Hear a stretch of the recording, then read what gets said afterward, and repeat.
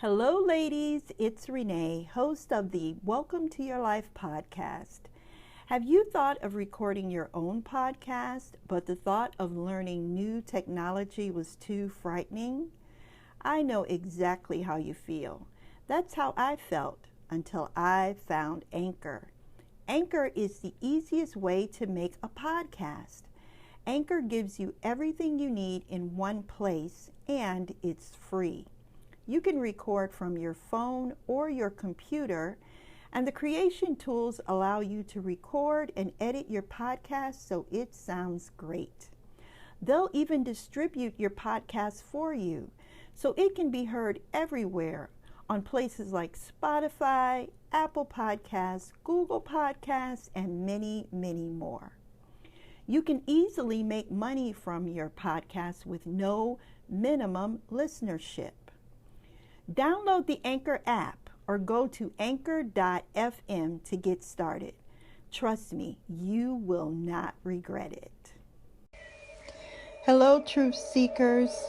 This is the Welcome to Your Life podcast. I am your host, Renee Reed. Today, I am asking the question, where is your spark? Don't forget to connect with me on Instagram and Twitter at I am Renee Reed and on Facebook at Renee Reed Health and Lifestyle Coach. Don't forget to subscribe to the podcast. I post daily and I don't want you to miss an episode. My mission is to help you to live a richer, more fulfilling life loaded with love, security, and moments that matter. But in order to do that, you must discover what motivates you. What is the thing you are willing to sacrifice for to leave mediocrity and achieve greatness? Listen, once you understand what motivates you, you can help yourself and also help others. You'll go from inspiration to cultivation, implementation, and to the final steps of completion. Sometimes motivation is often overlooked, but it is the secret ingredient that turns good ideas into spectacular realities.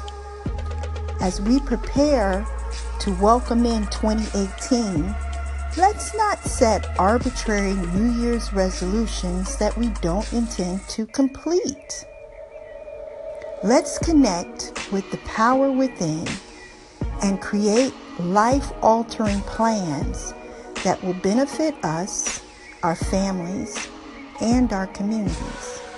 So, sit back and relax into your happy place, and let's get started. Welcome back. Today we are talking about finding your spark and what motivation looks like for you. If I asked you, what is motivation? You could probably give me a general definition or offer an example of a motivational story, probably your own. The most basic definition that I've heard, quite simply, is the desire or willingness to do something. I'm sure at some point or another you have found the desire or willingness to sit on the couch, eat ice cream, and binge watch Netflix. As a matter of fact, that is exactly what I did on Christmas Eve. Finding motivation for easy things is pretty easy. It's finding the motivation to complete the lit review for my dissertation that is not so easy. But what happens when you're trying to start a new project and can't seem to find the fire to get going? Where do you begin when the task at hand isn't immediately pleasurable? How do you find the desire or willingness to press forward into uncharted territory? I know that you are already overwhelmed by certain aspects of your life. I mean, your life is full. You've got a spouse or a significant other. You have kids or grandkids, pets, work, and social obligations. Your time and energy are limited. Now, there's a new thing that you know you should do, but you're not exactly sure if you want to.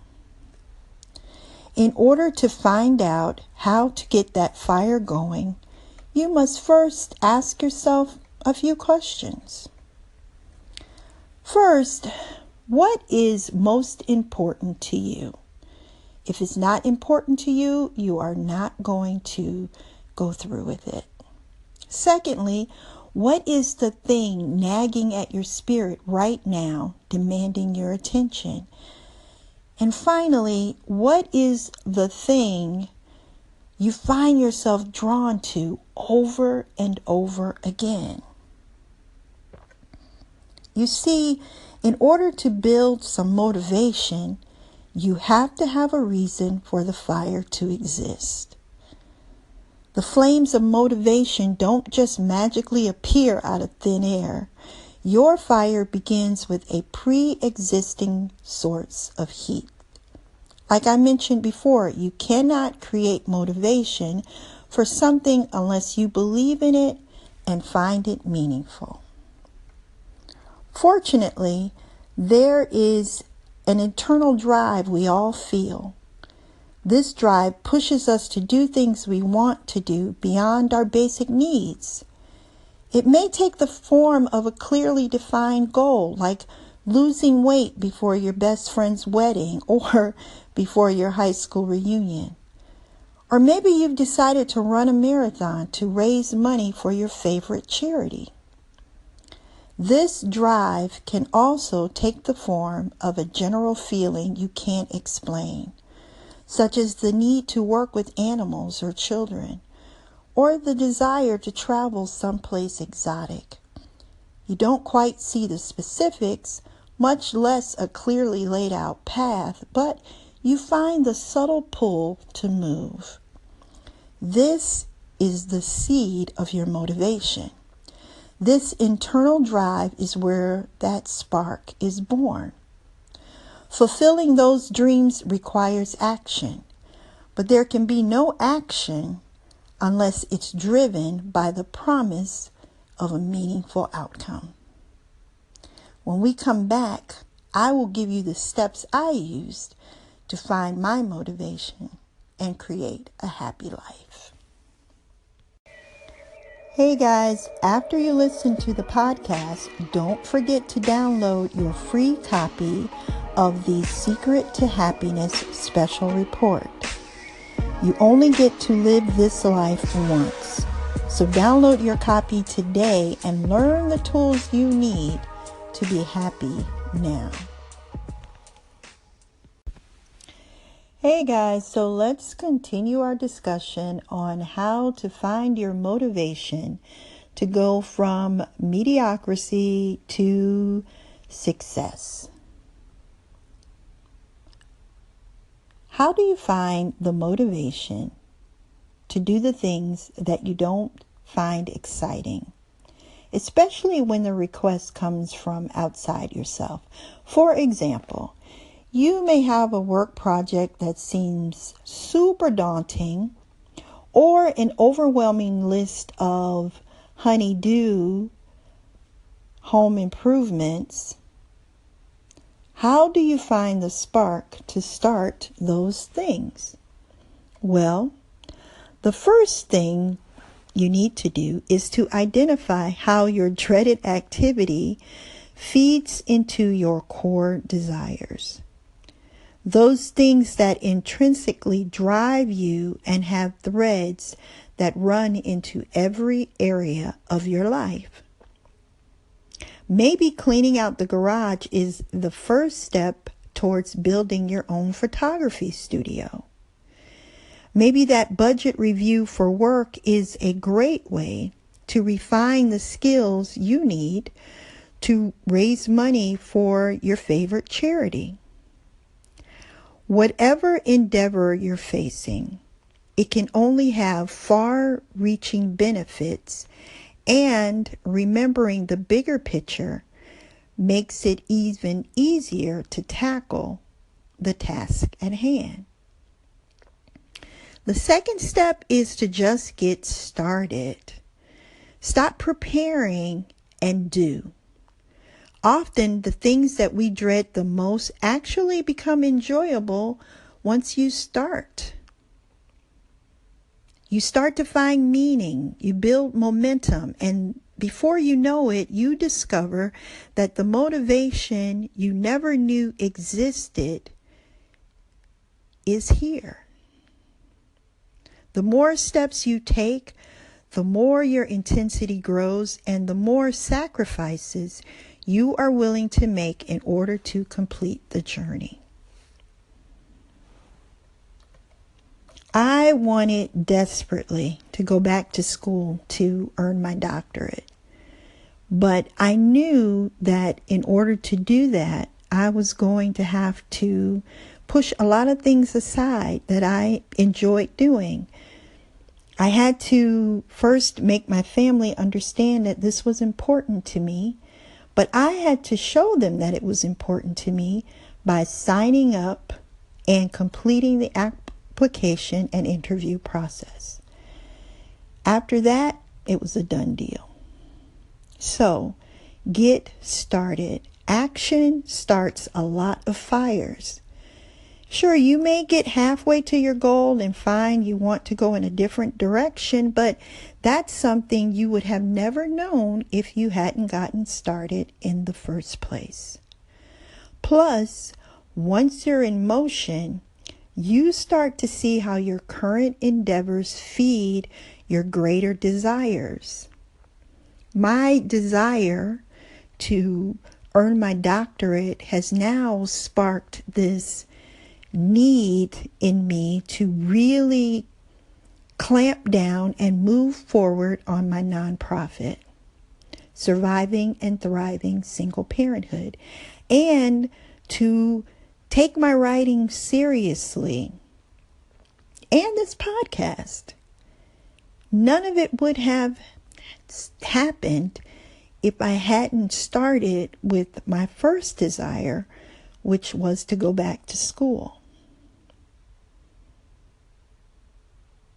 Staying on track becomes easier the more you move in a positive direction. And when we come back, we'll pull it all together. Hello, truth seekers. Have you ever wondered, is this all there is to life? Or how did I get here? Why am I this age and I'm still in this place?